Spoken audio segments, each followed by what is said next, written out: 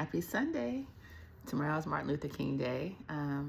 Today was, football playoffs, and it seemed like both places where they were playing were super cold and or snowing. Lakers won tonight. I think that's the first one in maybe like 5 out of 6 games, so good for them. And I spent some time with my son, as you could tell, because he likes to watch sports. So sometimes I'll watch some of the sports with him. But we also ran a couple of errands, took a trip over to that Wally Mart. And what else did we do? I put in some applications for some funding for my startup. And I watched day 18, because today's the 18th of my Proverbs 31 wealth and wisdom challenge. It's really a wisdom challenge, but there is a component about wealth. And so I started off this morning watching that at 8, because that's what time it comes on here in my time zone. And then, I did also watch church. Don't let me forget that. And then I kind of laid around a little bit, put in a couple of those applications. We watched some sports. We ran out to the Walmart, did some errands, and came back and watched the rest of the football and some basketball and things. And lo and behold, it's almost 10 o'clock tonight. I also did some homework. How can I forget that? So tonight's assignment, well, it's due tonight. It wasn't tonight's assignment. But I did it tonight. So how about, there you go. The assignment was about self-massage and reflexology. Nothing nasty. We're not talking about massaging. We're talking about like reflexology of your foot, and using that to help and heal other parts of your body. So it made me think about what I had learned previously. Well, I guess I should tell you about the assignment first. So the assignment was 3 times during the week, which I did do, but I had to write the paper, and I wrote the paper today.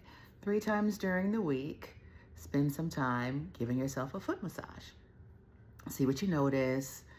And this is after reading the materials and looking at the videos related to reflexology and getting a better understanding of what pressure points or touch points on your foot, around your ankle, top, bottom, sides of your feet correspond to having some effect on different organs in your body.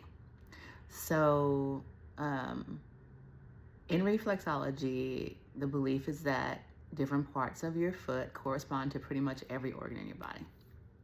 It made me remember and think about previous training I had in Acupuncture, where you learn like dermatomes, you learn meridians, and those points, the pressure points where the needles go and things, are meant to affect nerve endings.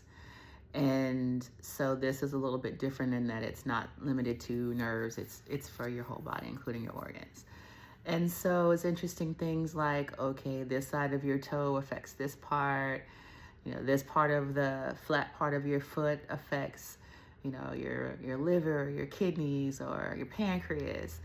The side over here affects this, right? So you get the idea. There's a different spot on your foot that corresponds with every part of your body. And then even broken down by, sometimes you have to apply pressure or rub on your left foot or your right foot specifically because it corresponds to whatever organ is on that side of your body, right? So if you're working on your liver, then you should probably be on your right foot, because the majority of your liver, the bigger part of your liver, is on the right side of your body.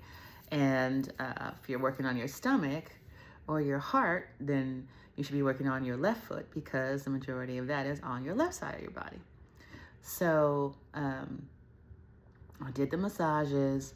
And the first time when you're doing it, you're kind of like watching the video and trying to pay attention to making sure you even are in the right spot. And you may feel some sensations. You will feel some sensations because there is a connection, whether you agree with it, believe it or not, whether you think it has some medicinal or therapeutic aspect or not. It does. There's a connection, and so you'd feel it. What you then have to figure out is, is it comfortable? Is it not comfortable? Sometimes the pressure is not going to be super comfortable, but later on, how do you feel when it's done? Like, do you feel a release? Do you feel less pain? Do you feel less stress and anxiety?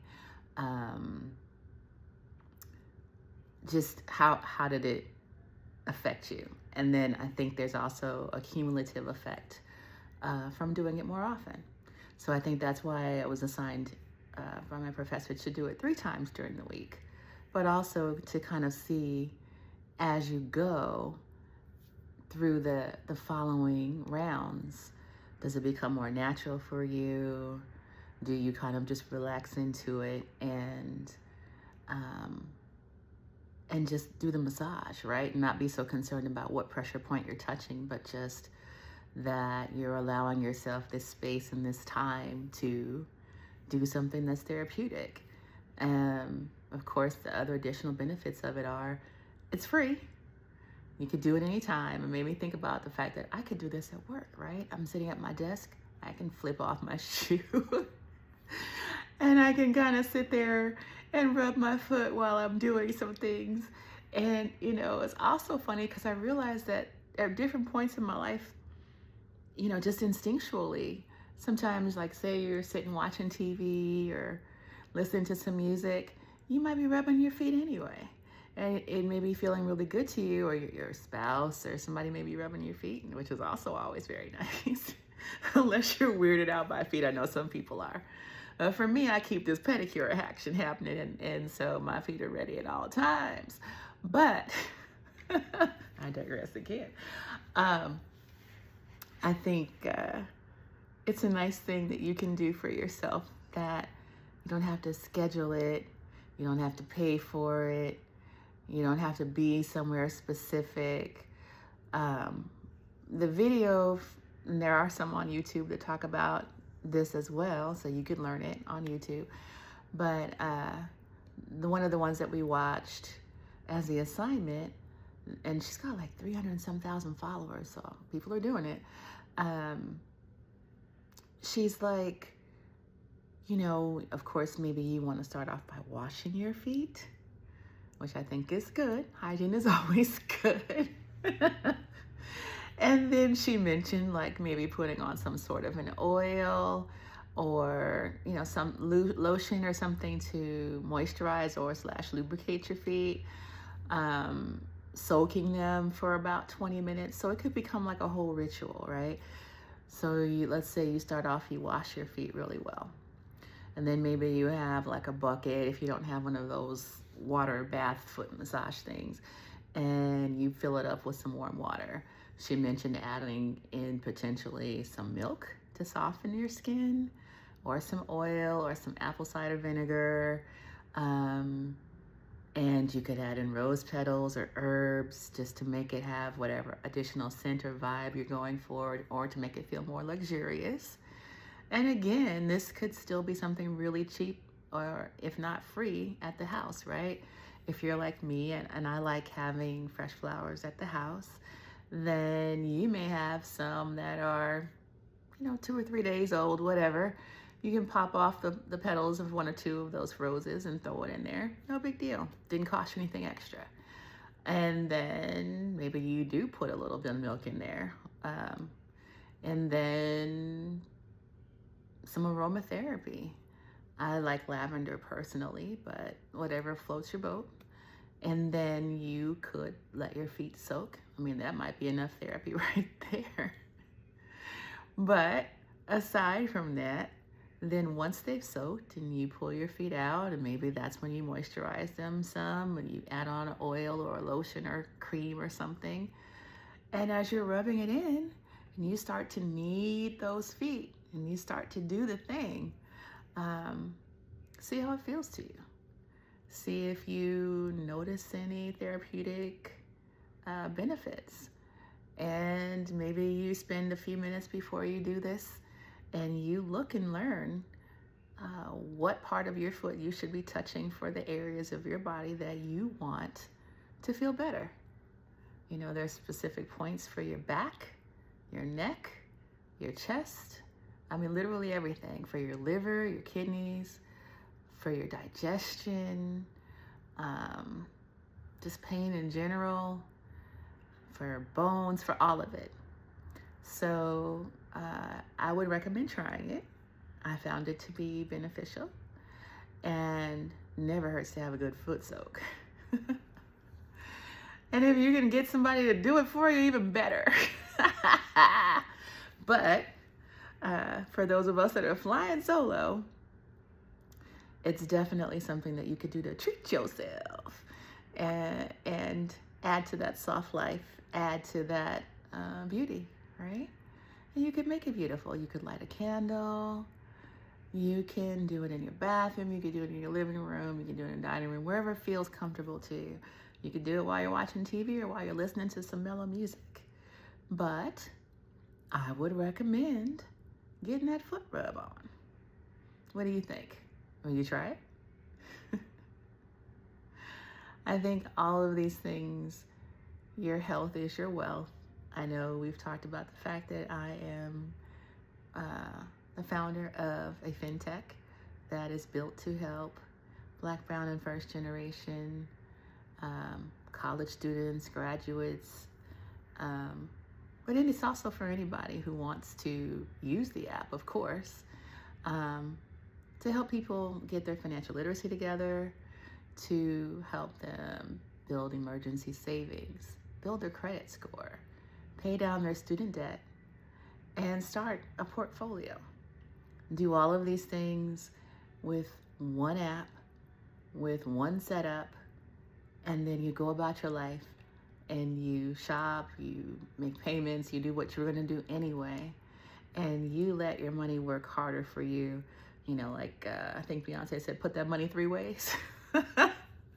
Let your money do multiple things for you and not have to wait till you pay off your debt before you can start to build your wealth. And I'm working on both. I'm building on my health, I'm building on my wealth, and I'm trying very hard to have a good time while I do it. Make it as simple as possible, and really see some forward progress this year. So far, I'm liking it. I'm working on my spirit, I'm working on my mind, I'm working on my body, and I'm working on my,